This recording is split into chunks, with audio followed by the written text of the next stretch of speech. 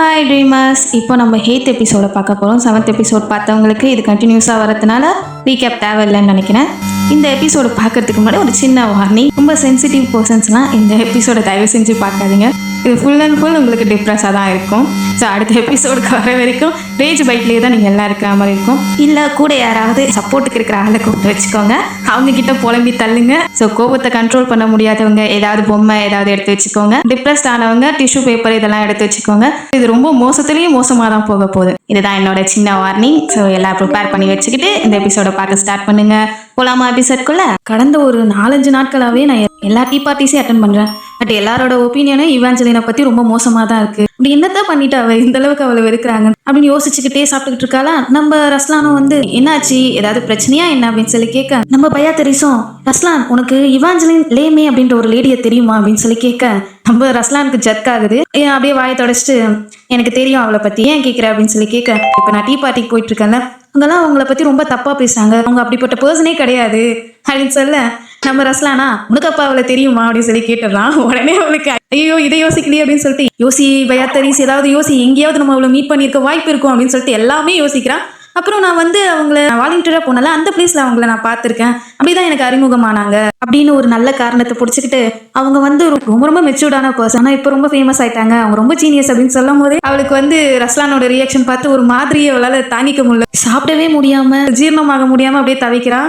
என்னாச்சு, நமக்கு ஏன் இப்படி ஆகுது அப்படியே நினைச்சுக்கிட்டு, அப்புறம் அவ ரொம்ப ரொம்ப அழகா இருப்பா அப்படின்னு அவ சொல்லி முடிக்கல. பையா தரிஸ் எனக்கு அவளை பத்தி இல்ல, உன்னை பத்தி தான் நான் நிறைய தெரிஞ்சுக்கணும்னு ஆசைப்படுறேன். இப்போ எக்ஸாம்பிளுக்கு எடுத்துக்கோ, இப்போ நீ சாப்பிட்ற டிஷ் இருக்கே அது உனக்கு ரொம்ப பிடிச்சிருக்கா இல்லையான்றது எனக்கு முக்கியமா தெரிஞ்சுக்கணும் அப்படின்னு சொல்ல, நம்ம பையா தரிஸ்க்கு அப்பதான் அவளுக்கு வந்து மூச்சே விட முடியுது.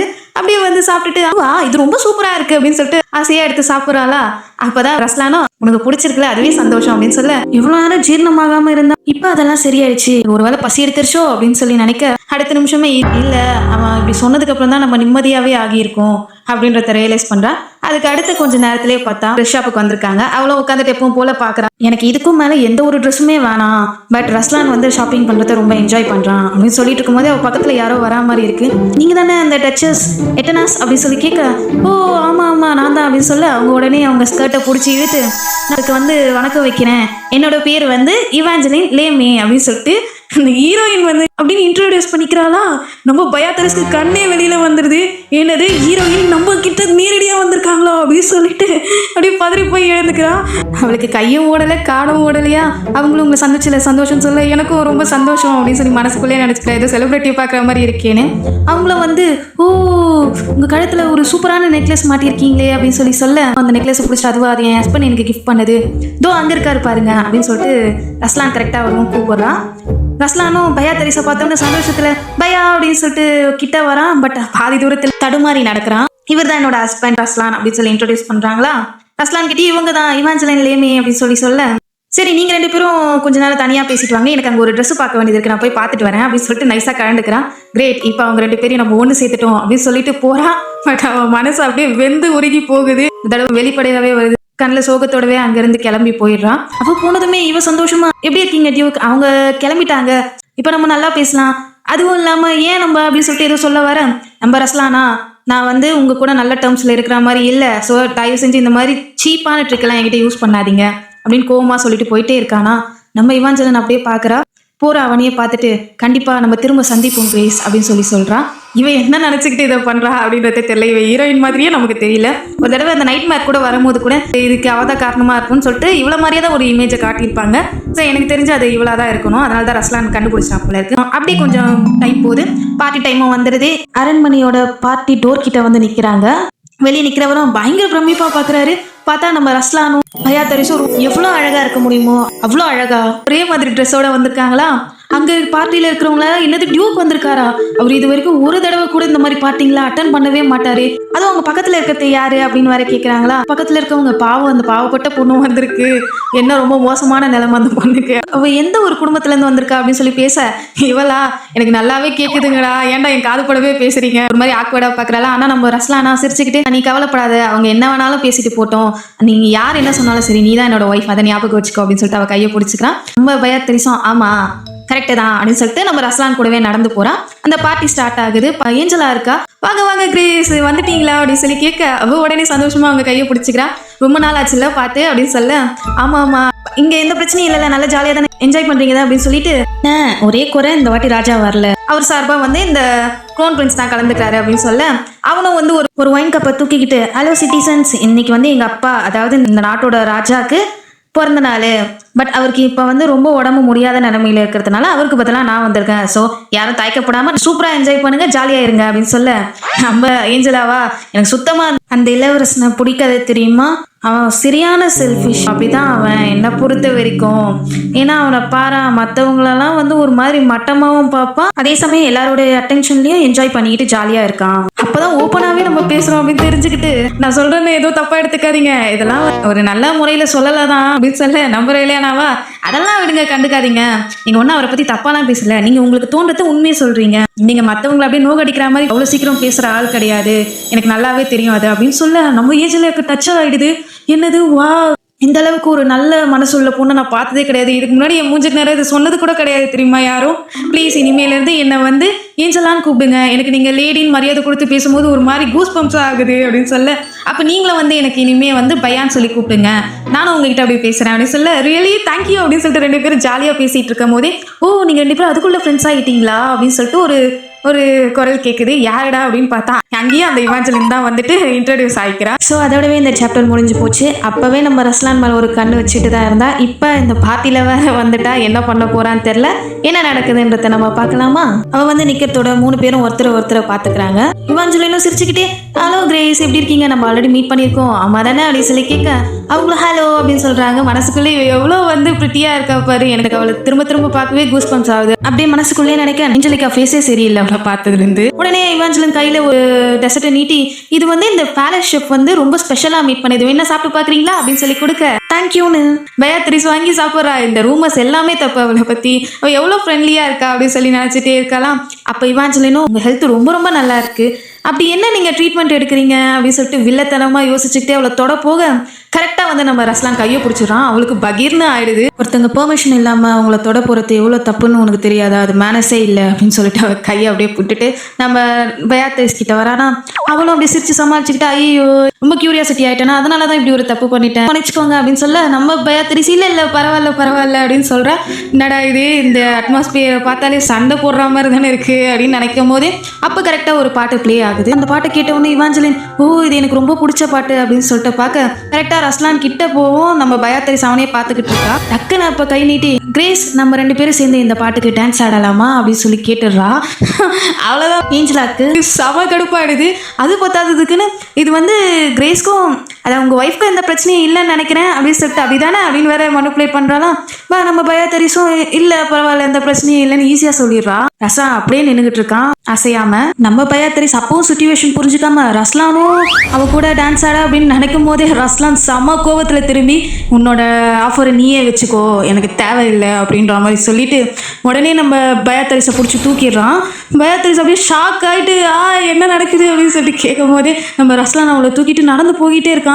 நம்ம பயாத்ரிஸும் என்ன ரஸ்லான் பண்ற, கீழே இறக்கி விட எல்லாரும் பார்க்குறாங்க எனக்குன்றா. பட் ரஸ்லான் கேட்காம, இறக்கி விடலாம் முடியவே முடியாது அப்படின்ற மாதிரி சொல்லிடுறான் ஸ்ட்ரிக்டா. நம்ம பயாத்ரிஸ் அப்படியே தகச்சு போய் பார்க்குறான் அவனோட பதில்ல. அப்புறம் பார்ட்டி ஹாலை விட்டு கொஞ்சம் தூரம் போனதுக்கப்புறம் ஒரு இடத்துல இறக்கி விடுறான். நம்ம பயாத்ரிஸ் வாயிலிருந்து வந்த வார்த்தை, நீ ரொம்ப கோவமா இருக்கியா ரஸ்லான் அப்படின்னு சொல்லிட்டு, நம்ம ரஸ்லானும் ஆமா அப்படின்னு ரொம்ப இன்னும் உமோனேதான் இருக்கான். அதுக்கு ஏன் நான் தெரிஞ்சுக்கலாமா, எதனால கோவம் அப்படின்னு சொல்லி கேட்க, ரஸ்லான் ஸ்ட்ரெயிட்டா நீ எக்ஸ்பிளைன் பண்ணு ஃபர்ஸ்ட் அப்படின்றான். அவளும் என்ன எக்ஸ்பிளைன் பண்ணும் அப்படின்னு சொல்லிட்டு புரியாம கேட்கறாளா.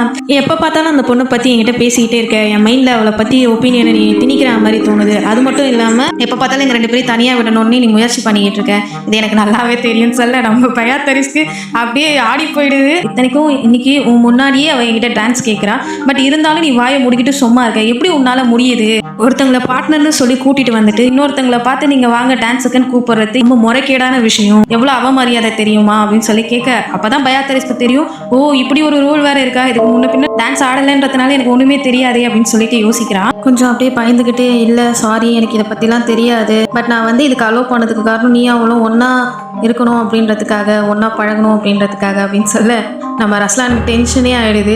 ஏன் அப்படின்னு சொல்லி ஒரே வார்த்தை கேட்க, பிகாஸ் அவள் ரொம்ப அழகாக இருக்கா. அவள் அதுவும் இல்லாமல் உங்களுக்கே தெரியும் அவளோட ஃபேமிலி தான் இப்போ கேபிட்டலில் ரொம்ப ரொம்ப பவர்ஃபுல்லாக இருக்காங்க. அவங்களோட ஒரே பொண்ணு தான் இவ அப்படின்னு சொல்ல, இதெல்லாம் ஒரு ரீசனா நான் அவள் கூட க்ளோஸ் ஆகணும்னு நினைக்கிறதுக்கு. எனக்கு அது அருவருப்பாக இருக்கு. செமையா கத்துறான், நீ என்னோட ஒய்ஃப், நம்ம 2 பேருக்குள்ள யாரும் வரக்கூடாது அப்படின்னு சொல்ல உடனே ரஸ்லான் நிறுத்துங்க அப்படின்னு சொல்லிட்டு பயங்கரமா பயாத்ரிஸ் ஃப்ரஸ்ட்ரேட் ஆகி சொல்றான். அவன் ரியாக்ஷனே இல்லாமல் ஜடம் மாதிரி நின்றுட்டே இருக்கான். உடனே நம்ம பயாத்ரிஸ் நிறுத்துறான். நம்ம 2 பேருக்கும் கான்ட்ராக்ட் மேரேஜ் தான் ஆச்சு ரஸ்லான். இன்னும் 1 வருஷத்துலேயே இந்த கான்ட்ராக்ட் முடியும் போதும் டைவர்ஸ் வாங்க தான் போகிறோம். மறுபடியும் அவனை சுத்தமாக புரிஞ்சுக்காம அவனோட ஃபீலிங்ஸை பற்றி யோசிக்காம பேசுகிறான். அவனோட மனசு அப்படி இறுகி போயிடுச்சு. அவன் ஃபேஸ் பார்த்தாலே தெரியும், இந்த நார்த்தை விட்டு கண்டிப்பாக கிளம்பிடுவேன்.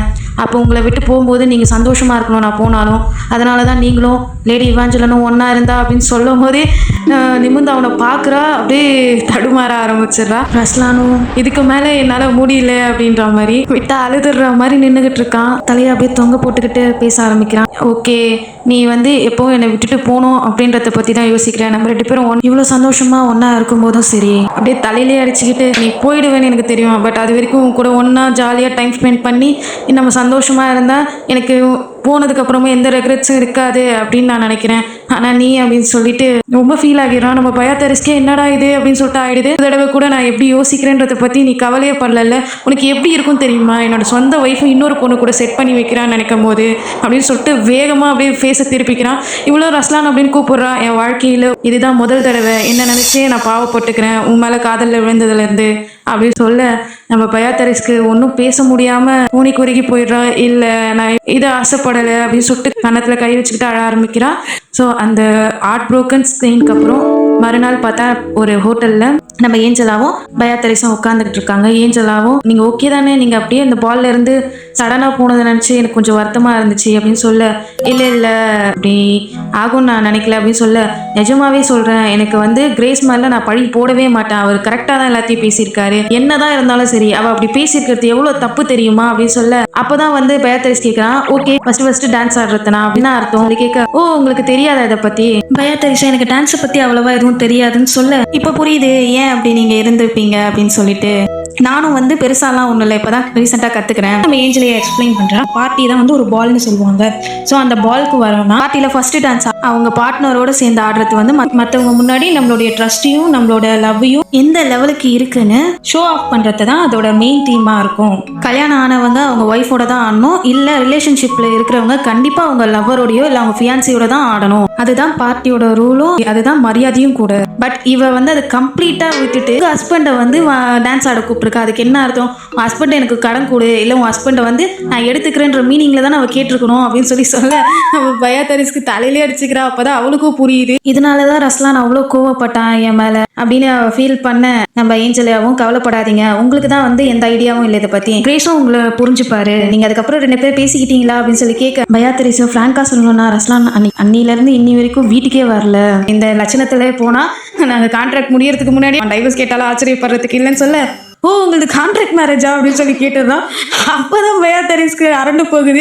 அப்படின்னு கற்றுக்கிட்டே, இல்லை அது வந்து அப்படின்னு சொல்லிட்டு பயங்கரமாக சொதப்புறாளா. இப்போ யார் அதை பற்றி கவலைப்பட்டா, கான்ட்ராக்ட் மேரேஜ் எல்லாம் ரொம்ப சாதாரணமான விஷயம் தானே. பட் எனக்கு ரொம்ப சர்ப்ரைஸ்டாக இருக்குது, நீங்கள் 2 பேரும் லவ் மேரேஜ் தான் பண்ணீங்கன்னு இப்போ வரைக்கும் நினச்சேன் அப்படின்னு கேட்க, என்னது நாங்கள் லவ் மேரேஜ் எதை வச்சு நீங்கள் அப்படி திங்க் பண்ணீங்க அப்படின்னு சொல்லி கேட்க, ஆமாம் உங்களை வந்து அவரே வந்து டீ பார்ட்டிக்கு வந்து விட்டுட்டு போனார்ல அப்படின்னு சொல்லி கேட்க, நம்ம பயாத்ரிஸும் வந்து இதில் என்ன இருக்குது, ஒரு டீ பார்ட்டிக்கு வந்து சாதாரணமாக விட்டுட்டு போகிறான், அது ஒய்ஃப்காக ஹஸ்பண்ட் ஃபார்மாலிட்டிக்கு செய்கிற வேலை தானே அப்படின்னு சொல்ல, நம்ம ஏஞ்சலாக்கே வந்து இவங்க என்ன இந்த அளவுக்கு மக்கா இருக்காங்க அப்படின்னு யோசிச்சுட்டு, எந்த பையங்க தன்னை லவ் பண்ணாத ஒரு பொண்ணுக்கிட்ட போகிற சின்ன பார்ட்டியை கன்சர்ன் பண்ணி அவளை கூட்டு வந்து பத்திரமா விட்டுட்டு கேரிங்கோட லவ்வோட பேசிட்டு போவான். இத்தனைக்கும் வந்து அப்படியே ஃபார்மாலிட்டிக்கு செஞ்சாலும் இந்த லெவலுக்கு இறங்கி ஒரு ஃபீலிங்ஸ் இல்லாத மனுஷன் செய்யவே மாட்டான் அவனை பிடிக்காத ஒரு பொண்ணுக்காக அப்படின்னு சொல்ல, நம்ம பயாத்ரிஸ்கே ஒரு நிமிஷம் ஒரு மாதிரி ஷாக் ஆகுது. அடுத்த நிமிஷமே ரஸ்லான் அப்படின்னு சொல்லிட்டு ரொம்ப டீப் திங்க்குக்கு போகிறான். அதோடவே இந்த சாப்டர் முடியுது. இந்த கதையிலே ஏஞ்சலா மாதிரி எல்லாருக்குமே கிடைக்கணும். ஏஞ்சலா தான் பயாத்ரிஸ்க்கு கிடைச்ச நல்ல ஃப்ரெண்டுன்னு சொல்லலாம். இவன் மட்டும்தான் ரஸ்லானோட ஃபீலிங்ஸை பற்றி அவளுக்கு புரிய வச்சிருக்கா. லவ் பண்ணுறாங்க யோசிங்க அப்படின்னு சொல்லிட்டு மற்ற யாரும் அப்படி சொன்ன மாதிரி தெரியல. இப்போ அடுத்து என்ன நடக்குது அப்படின்றத பார்க்க ரெடியாக இருந்துக்கோங்க. இதுவே மோசம்னு நினச்சா இப்போ வரப்போகிற சாப்டர் அதை விட ரொம்ப மோசமாக இருக்கும். ஸோ அது என்னென்னு பார்த்துடலாமா? இந்த சாப்டரில் அவள் பெட்டில் படுத்து யோசிச்சுக்கிட்டு இருக்கா. நான் ரொம்ப டயர்டாக இருக்கேன், ஆனால் இன்னைக்கு ஏஞ்சலா சொன்னது அந்த உண்மை எனக்கும் ரொம்ப நல்லாவே தெரியும் ரஸ்லான் என் மேலே ஃபீலிங்ஸ் வச்சிருக்கான், அது ரொம்ப நல்லாவே புரியுது. பட் பெட்டோட ஷீட்டை பிடிச்சிக்கிட்டு கடைசி அவன் எப்படி இருந்தாலும் இவாஞ்சலின் மேலே தானே லவ்ல விழுறான் அப்படின்னு சொல்லிட்டு மண்டை வெடிக்குதே. யோசிச்சு யோசிச்சு பேசாம நம்ம ரஸ்லான் கிட்ட எப்படி மன்னிப்பு கேட்கலான்னு மட்டும் யோசிப்போம் அப்படின்னு சொல்லி எழுந்துக்கிறான். ஒரு கிளாஸ் வாங்கி குடிச்சிக்கிட்டே பண்ணலாமா அப்படின்னு யோசிக்கும் போதே கதவு தட்டுறாங்க. அவளும் போயிட்டு இந்த நேரத்தில் யாரு அப்படின்னு சொல்லி ஓப்பன் பண்ணா நம்ம பீட்டர் வந்து அழுதுகிட்டே நிற்கிறான்.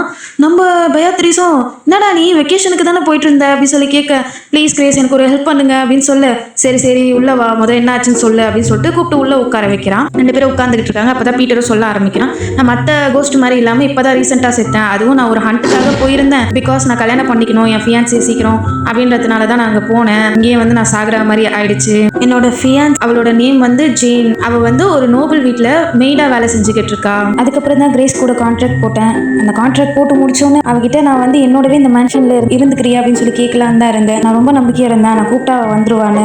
ஆனால் நான் அவளை போயிட்டு நேரில் பார்க்கும்போது தான் எனக்கு தெரிஞ்சது அவள் இன்னும் உயிரோட ரொம்ப சந்தோஷமாக வாழ்ந்துக்கிட்டு இருக்கா. நம்ம தான் தேவையில்லாமல் ரொம்ப செல்ஃபிஷாக நம்ம ஆசைக்காக கேட்டுக்கிட்டு இருக்கோம் அப்படின்னு ரியலைஸ் பண்ணிவிட்டு எட்வர்ட் கிட்ட சொன்னேன், என்னோட டெத்தை வந்து அவளுக்கு நோட்டீஸாக கொடுத்துருங்க அப்படின்னு சொல்லிட்டு. அதுக்கப்புறம் நான் அவளை ஒரு தடவை கூட பார்க்கவே இல்லை. அதுக்கப்புறம் நீங்கள் வெக்கேஷன் கொடுத்தீங்களா, எனக்கு திடீர்னு அவளை பார்க்கணும் போல தோணுச்சு. சரி அட்லீஸ்ட் ஒரு தடவையாவது அவளை பார்த்துட்டு வரலாம் நான் போனேன். பட் நான் பார்க்கும்போது அவளை ஒரு ஸ்டோரேஜ் ரூம் யாரோ அவளை போட்டு பூட்டி வச்சிருந்தாங்க. நானும் அவள் பக்கத்தில் போனேன். பண்ணான்னு கேட்டாங்க. பீட்ரும் என்னாச்சு ஜேன் உனக்கு என்ன அப்படின்னு சொல்லி கேட்க அவள் அழுதுகிட்டே இருக்காளா. அப்போ வந்து இரு ஃபஸ்ட்டு நான் இந்த டோரை ஓப்பன் பண்ணோம், எவ்வளோ நாளாக இங்கே ஒன்று அடைச்சி வச்சிருக்காங்க அப்படின்னு சொல்லிட்டு டோரை வேகமாக ஓப்பன் பண்ணுறான். உடனே அவள் முட்டி போட்டு ப்ளீஸ் எனக்கு ஃபியான்சி இருக்காங்க அப்படின்னு சொல்லிட்டு நடுங்கிட்டே பேசுகிறாளா. நம்ம பீட்ரா என்ன பேசுகிற ஜேன், நான் தான் பீட்டர், ஐயோ நீ என்னை பார்க்க முடியலையா, நான் ஒன்றும் அப்படி மறைஞ்சு இல்லையே, நார்மல் பீப்புளாக என்னை பார்க்க முடியுமே அப்படின்னு சொல்லி கேட்க அவள் கெஞ்சிக்கிட்டே இருக்கா. ஜெயின் ப்ளீஸ் அப்படின்னு சொல்லிட்டு இவனை எதுவும் சொல்ல வர. அப்போ பின்னாடி இருந்து யாரோ வராங்க. அவர் ஒரு அசிங்கமான வார்த்தையில திட்டிட்டு என்ன நீ மறுபடியும் டோர் ஓப்பன் பண்ணிட்டியான்னு கேட்க, ப்ளீஸ் லார்ட் எனக்கு ஃபியான்சி அப்படின்னு சொல்ல, நீ மறுபடியும் அந்த ஃபியான்சியோட டாப்பிக்கை தான் பேசிக்கிட்டே இருப்பியா, உனக்கே அதை அழுத்து போல அப்படின்னு சொல்லி அவள் கையை பிடிச்சி ஃபோர்ஸ்ஃபுல்லாக இழுக்கிறான். வீட்டு ரொம்ப பதட்டமாக பார்த்துக்கிட்டு இருக்கான். இங்கே பாரு நல்லா கேட்டுக்கோ, என்னோட ஃபியான்சி எப்பயோ போயிட்டான், போய் சேர்ந்துட்டான், திரும்ப வரமாட்டான் அப்படின்னு சொல்ல அவளுக்கு அப்படியே கொலையே நடுங்கி போகுது. இல்லை என் ஃபியான்சி வந்து சாகலை, அவர் என்னை வந்து கல்யாணம் பண்ணிப்பேன்னு சொன்னார், இந்த ஹண்ட்டு முடிஞ்ச உடனே நீங்கள் சொல்கிறதெல்லாம் இல்லை அப்படின்னு சொல்லிட்டு அவன் கையை தட்டி விட்டு பேசுகிறாளா. அவனா சரி நீ சொல்கிற மாதிரியே வச்சுக்கோ, அவன் அப்படியே வந்து உயிரோடு இருந்தாலும் எப்படி வந்து உன்னை கல்யாணம் பண்ணிப்பான், நீ தான் வந்து உன்னோட பியூரிட்டியை லாஸ் பண்ணிட்டியே அப்படின்னு சொல்ல, நம்ம ஜெயினும் இல்லை அது நீங்கள் ஃபோர்ஸ் பண்ணதுனால அப்படின்னு சொல்ல வரான். பட் அவனா கையை ஓங்கிக்கிட்டு வரான். வாயை மூடு, உன்ன மாதிரி ஒரு காமனர்லாம் வந்து என்ன மாதிரி ஒரு நோபல் மேன் தொட்டதுக்கு வந்து நீ ரொம்ப பெருமைப்படணும் அப்படின்னு சொல்லிட்டு அடிக்க போக அவள் அப்படி செவுத்துல முட்டிக்கிட்டு வேணான்னு சொல்லிட்டு திணறா. அப்போ அவன் திரும்பி பார்த்துட்டு ஒரு கேவலமான ஒரு எண்ணத்தோட, சரி நான் ரொம்ப இறக்கமுள்ளவன் அதனாலேயே நான் உனக்காக வெயிட் பண்ணுறேன், பட் ஒன்று தெரிஞ்சுக்கோ, இந்த ரூமை விட்டு ஒரு அடி நீ எடுத்து வச்சு வெளில வந்தாலும் நீ எனக்கு சொந்தமானவன் மொத்தமாக ஆகிடும் அப்படின்னு சொல்லிட்டு பயங்கர வில்லத்தனமாக சிரிச்சுக்கிட்டே போக நம்ம பீட்டரோட கண்ணுலேருந்து அப்படியே ரத்த கண்ணீராக வடியுது. இதெல்லாம் சொல்லி முடிக்க நம்ம உடனே பயாத்தரிசம் யார் அந்த புறம்போக்கு பேரை கண்டுபிடிச்சியா இல்லையா அப்படின்னு சொல்லி கேட்க, கண்டுபிடிச்சிட்டேன், பட் இருந்தாலும் அப்படின்னு சொல்ல, அவன் பேரை சொல்லு நான் பார்த்துக்கிறேன் அப்படின்னு சொல்ல, அப்புறம் நம்ம பீட்டரும் சொல்கிறான் அவனோட பேர் ஜேசோன் அரோசா அப்படின்னு சொல்ல, நம்ம பயாத்தரிஸ்க்கு டக்குன்னு ஸ்ட்ரைக் ஆகுது. உடனே பல்லெல்லாம் கடிச்சிக்கிட்டு அந்த புறம்போக்கு என்னோட அண்ணன் தானா அப்படின்னு சொல்லி பயங்கர டென்ஷனாக கத்துறா. இப்போ நமக்கு பயாத்தரிஸோட சின்ன வயசு ஞாபகத்தை காட்டுறாங்க. அதில் என் பையன் பாரு ரொம்ப ஹேண்ட்ஸமாக இருக்கா, அவன் மேலே தான் நான் நிறைய நம்பிக்கை வச்சிருக்கேன், நம்ம வீட்டை தூக்கி நிறுத்த போகிறான் பெருமையா அப்படின்னு சொல்லிட்டு இருக்காங்க. அவனை தெனாவட்டா நிற்க அங்கே பின்னாடி நம்ம பயாத்தரிஸ் வந்து அம்மானு பாவமாக கூப்பிட்றா. அவங்க அம்மா எதுக்காக நீ இன்னும் இங்கேயே இருந்துகிட்டு இருக்க அப்படின்னு சொல்லி கேட்க, இல்லைம்மா எனக்கு ஒரு புக்கு வேணும் அப்படின்னு சொல்ல, உடனே அவங்க காய்ச்சி மூச்சுன்னு கத்துறாங்க. ஒரு பொண்ணுக்கு புக்கா, நீ வந்து படிக்கணுமா, ஒழுங்கா வந்து புரிஞ்சுக்கோ, தேவையில்லாததுக்கெல்லாம் என்னால் பணம் செலவழிக்க முடியாது, உன் அண்ணனுக்கு இன்னும் நம்ம துணி வாங்கலை, பேய் மாதிரி கத்துறா அந்த பொம்பளை. ரொம்ப ஹர்ட் ஆகி அப்படியே ஸ்கர்ட் எல்லாம் பிடிச்சிக்கிட்டு நின்றுகிட்டு இருக்காளாம். அதுக்கு அடுத்த இன்சிடென்ட்டை காட்டுறாங்க. என்னது இது அப்படின்னு சொல்லிட்டு கத்திக்கிட்டே வராங்களா. அதுக்கு அவளும் வந்து அம்மா இவன் என்ன அடிச்சிட்டாமா அப்படின்னு சொல்லிட்டு அழுதுகிட்டே இருக்கான். அவன் நல்லா விசில் அடிச்சுட்டு கொழுப்பா நின்றுகிட்டு இருக்கானா. அவங்க அம்மா எடுத்ததுமே உனக்கு தேவைதான் இதெல்லாம், சும்மா உங்க அண்ணன் கிட்ட வந்து வாய்ஸ் ரைஸ் பண்ணி பேசுறியா, எவ்வளவு திமிரு சின்ன பொண்ணா இருந்துகிட்டு இப்படி பேச, அவனுக்கு தான் வக்காலத்து வாங்குறாங்க. அதுக்கு அடுத்த இன்சிடென்ட்டே பார்த்தா, அம்மா அப்பா ப்ளீஸ் எனக்கு கதவு ஓப்பன் பண்ணுங்க, இங்கே ரொம்ப இருட்டாக இருக்குது அப்படின்னு சொல்லி கத்திக்கிட்டு இருக்கான். ஆனால் அவங்க அம்மாவா, அவ்வளோ தைரியம் இருந்தால் உங்கள் அண்ணனை விட பெஸ்ட்டாக வரணும்னு நீ நினைப்ப, நீ அங்கேயே கடந்து சாகு அப்படின்னு சொல்லிட்டு இருக்காங்க. நம்ம பயாத்தரிஸ் அந்த ஸ்டோர் ரூமில் மாட்டிக்கிட்டு அழுதுகிட்டு அப்படியே படுத்துக்கிட்டு இருக்கான். ஆனால் அவளுக்கு வெளியில் கேட்குற குரல்லாம், உனக்கு திமிரு ஜாஸ்தி, நீ எல்லாம் வந்து பிறந்ததே தப்பு, ஒரு குழந்தைய தகாத வார்த்தையெல்லாம் பேசி ரொம்ப கஷ்டப்படுத்தி காயப்படுத்தி பேசுகிற சத்தம் தான் கேட்டுக்கிட்டு இருக்கு. இதெல்லாம் நினச்சி பார்த்த பயாத்தரிஸ் அந்த வீட்டுக்கு முன்னாடி நின்றுகிட்டு இருக்கா. இந்த சாபம் பிடிச்ச வீட்டுக்கு வரவே கூடாதுன்னு நினச்சேன் அப்படின்னு சொல்லி ரொம்ப கடுப்பாகிட்டு இருக்க. அங்கே பார்த்தா சர்வன்ஸ்லாம் வீட்டை பெருக்கிட்டு இருக்காங்க. அப்படியே டோரை காட்டுறாங்க. ஸோ இப்போ என்ன நடக்கும் நமக்கே தெரியும். பயாத்திரிஸ் டபான்னு உடச்சிக்கிட்டு வந்து நிற்கிறான். இருக்கிறவங்கள ஷாக்காக மேலே இருந்து அவங்க அம்மா அப்பா ஓடி வராங்க. என்னது இது, என்ன சத்தம் இது அப்படின்னு சொல்லிட்டு வந்து பார்த்தா நம்ம பயாத்தரிஸ் வந்து, ஓ ஐம் ரியலி சாரி, நான் வந்து டோரை நாக் பண்ணணும்னு தான் நினச்சேன், ஆனால் அதுக்கு பதிலாக நான் உடச்சிட்டேனே அப்படின்னு சொல்லி சந்தோஷமாக வேற சிரிச்சுக்கிட்டு இருக்காலாம். எப்படி இருக்கீங்க அம்மா அப்பா இவள் தலைவா கேட்க, அவங்க அம்மாவா, எவ்வளோ கொழுப்பு இருக்கணும் நீ, உனக்கு என்ன நினச்சிக்கிட்டு இருக்க, உன் இஷ்டத்துக்கு நாய் மாதிரி நுழைஞ்சிக்கிட்டு இருக்க, மானத்தை வாங்கிட்டு போனது பத்தாதா, இப்போ நீ வந்து பெரிய இடத்துல கல்யாணம் பண்ணதுனால எல்லாம் மாறிடுமா அப்படின்னு சொல்லி கேட்க, நான் வந்து உங்கள் மானத்தை வாங்கினேன்னா நக்கலாக சிரிச்சுட்டு, உங்களோட குடும்ப மானமே ஆல்ரெடி அதில் பாதாளத்தில் போயிட்டு இருக்கு. ஸோ இதில் எந்த மானத்தை பற்றி நீங்கள் பேசுறீங்கன்னு எனக்கு புரியல. ஒருவேளை நீங்கள் என் அண்ணனை பற்றி தான் பேசுகிறீங்களோ, சாதாரண மேடு கிட்ட தப்பாக நடந்துக்கிட்டு பத்தாம அவளை வேற ரூமில் அடைச்சி வச்சிருக்கானாமே அப்படின்னு சொல்லி கேட்க, அவங்க அம்மாவுக்கு ஷாக் ஆகிடுது. ஒரு மாதிரி உதறிட்டு, உனக்கு எப்படி தெரியும் அப்படின்னு சொல்லி கேட்க, அதுதான் இந்த ஊர் ஃபுல்லாக தீயா பரவிக்கிட்டு இருக்கே, அப்படி இருக்கும்போது எனக்கு கேட்காதா அப்படின்னு சொல்லி சொல்கிறான். இருந்த பீட்டர் வந்து அவங்களுக்கு 2வது ஃப்ளோரில் ஒரு ரூம் இருக்குது, அங்கே தான் அடைச்சி வச்சிருக்காங்க அப்படின்னு சொல்ல, நம்ம பயாத்திரஸ் உடனே ஏறி போய் கரெக்டாக அந்த டோர் கிட்ட வந்து நிற்கிறா. இதுதானே அப்படின்னு சொல்லி கேட்க, எப்படி கரெக்டாக வந்தீங்க கிரேஸ் அப்படின்னு சொல்லி பீட்டரும் கேட்க, அதை எப்படி மறப்பேன், இந்த ரூமில் தானே என்னையும் போட்டு அடைச்சி வச்சாங்க அப்படின்னு சொல்லிட்டு அவள் சின்ன வயசில் பயாத்தரிசி இருந்ததும் இப்போ நிற்கிறதும் அப்படியே அவள் கண்ணு முன்னாடி வந்து போக, உடனே கத்துறா, பீட்டர் இனிமேல் இந்த ரூமில் யாரையுமே லாக் பண்ணக்கூடாது, உடைச்சிரு, இந்த கதவு சுக்குநூறாக உடைச்சிரு அப்படின்னு சொல்லி கத்த, அந்த கதவை நம்ம பீட்டர் உடைக்கிறான். ஸோ அதோடவே வந்து இந்த சாப்டர் மூடிடு. ரொம்ப ஃப்ரஸ்ட்ரேஷன், ரொம்ப கியூரியாசிட்டியோட தான் முடிஞ்சிருக்கும். ஐ ப்ராமிஸ் நான் முடிஞ்ச அளவுக்கு சீக்கிரமாக இனிமேல் வந்து போட கண்டினியூ பண்ணிக்கிறேன். நான் ஆல்ரெடி போட்டு வச்சு தான் கொஞ்சம் எடிட்டிங் வேலை அது இதுன்னு சொல்லிட்டு இருக்கும், அதெல்லாம் முடிச்சு நான் முடிஞ்ச அளவுக்கு சீக்கிரமாக போகிறேன். Really really really really sorry.